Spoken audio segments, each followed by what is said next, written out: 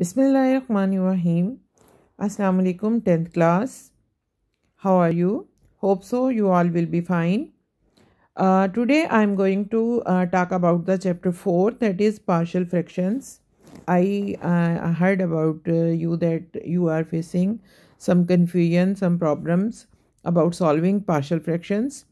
So I will give you some tricks and tips to solve the partial fractions. That is really very easy. There are 4 types of partial fractions, and I will discuss it with you one by one. So keep in remember, and now let's start. First type है when dx consists of non-repeated linear factor. Students, हमें पता है कि अगर किसी fraction को हम nx over dx की फॉर्म में लिखें तो हमारे पास पार्शियल फ्रैक्शन बनाने के लिए सबसे पहले हमारे पास डिनोमिनेटर पर डिपेंड करेगा कि वो क्या है।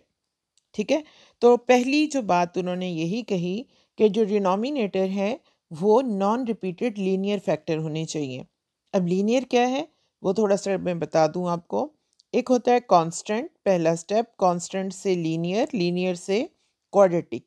ठीक है, क्वाड्रेटिक में एक वेरिएबल की डिग्री 2 होती है, लीनियर में जो वेरिएबल है उसकी डिग्री 1 होती है और कांस्टेंट में उसकी डिग्री 0 होती है। तो कांस्टेंट की वैल्यू कुछ भी हो सकती है। ठीक है, तो अब हम इसी से रिलेटेड अपना काम स्टार्ट करेंगे कि dx हमें क्या डिमांड देता है। तो हमारे पास जो पहली टाइप है वो है nx over dx, where dx is non repeated linear factor. ठीक है, नॉन रिपीटेड लीनियर फैक्टर जैसे x प्लस 1 है, x प्लस 2 है। ठीक है, तो हम ये कहेंगे कि हमारे पास something over linear into linear, जैसे लीनियर 1 लीनियर 2, तो हम इसे लिखेंगे a over linear 1 plus b over linear 2। फिर इसको हम सिस्टमेटिकली सॉल्व करेंगे। ये इसकी पहली पहचान है। मैं सिर्फ यहाँ पर आपको ये वाले टिप्स बता रही हूँ कि हमारे पास इस किस्म की यानी सिचुएशन में हम कैसे पहचान सकते हैं कि ये किस टाइप का क्वेश्चन है, इसमें लीनियर है, इसमें क्वाड्रेटिक है और इसमें कौन सा रूल लगाना है। ठीक है, तो अब मैं आपको इसकी एग्जांपल करवा देती हूँ। यहाँ पर देखिएगा, अगर मेरे पास क्वेश्चन है 1 over x plus 1 into x plus 2, तो मैं इसे लिख सकूँगी a over x plus 1 plus b over x plus 2। ये है हमारी फर्स्ट टाइप। सेकेंड टाइप है हमारे पास when dx consist of repeated linear factor.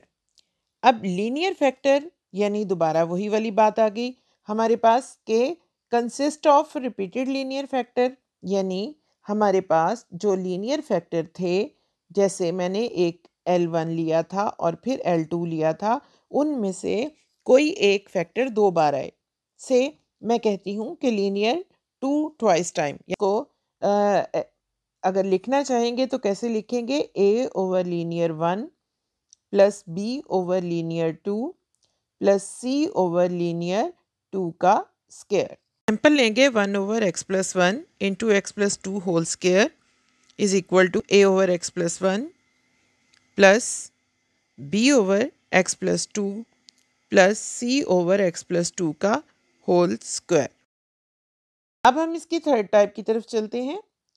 Third type इसकी हमारे पास क्वाड्रेटिक फॉर्म में चली जाती है। यहाँ देखिए, when dx consists of non-repeated irreducible quadratic factor।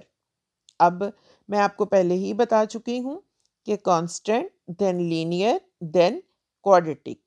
अब क्वाड्रेटिक की डिग्री वेरिएबल की 2 होती है, लीनियर की 1 होती है, कांस्टेंट कांस्टेंट होता है। तो हम इसमें देखेंगे कि अब हमारे पास ये भी हो सकता है कि इसमें लीनियर और क्वाड्रेटिक दोनों मौजूद हो, ये भी हो सकता है कि इसमें सिर्फ क्वाड्रेटिक हो।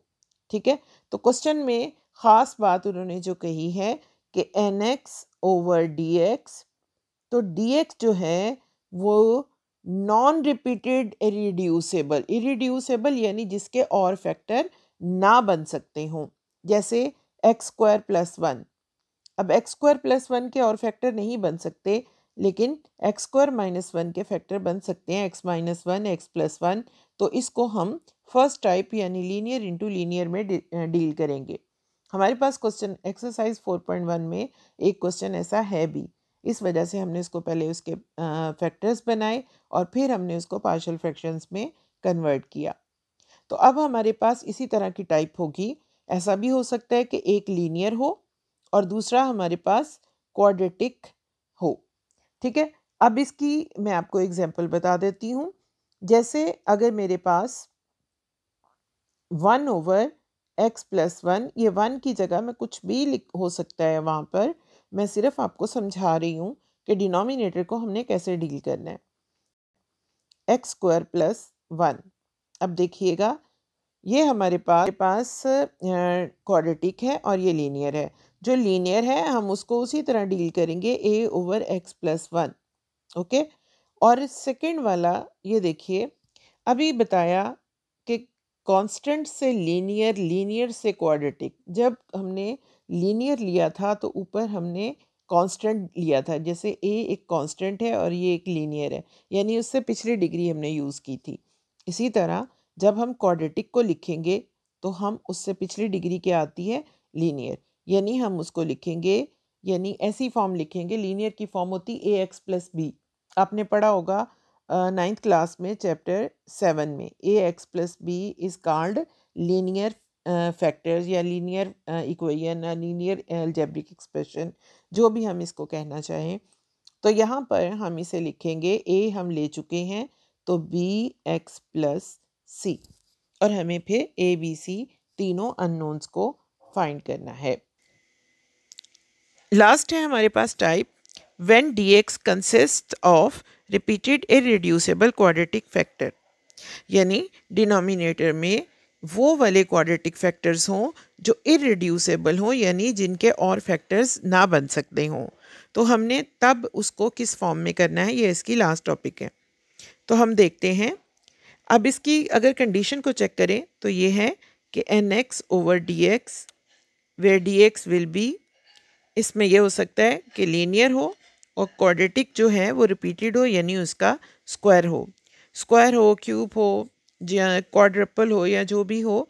लेकिन चूँकि मैट्रिक में सिर्फ डिग्री 2 तक है तो इसलिए हम 2 तक ही इसको डील करेंगे। इसकी एग्जांपल बिल्कुल इस तरह से ली जा सकती है कि 1/x + 1 into x² + 1 whole square. तो हम इसे लिखेंगे a/x + 1 bx + c/x² + 1 प्लस, अब c के बाद क्या आता है, a b c, अब आएगा dx प्लस, और d के बाद क्या आता है, e/x² + 1 होल स्क्वायर।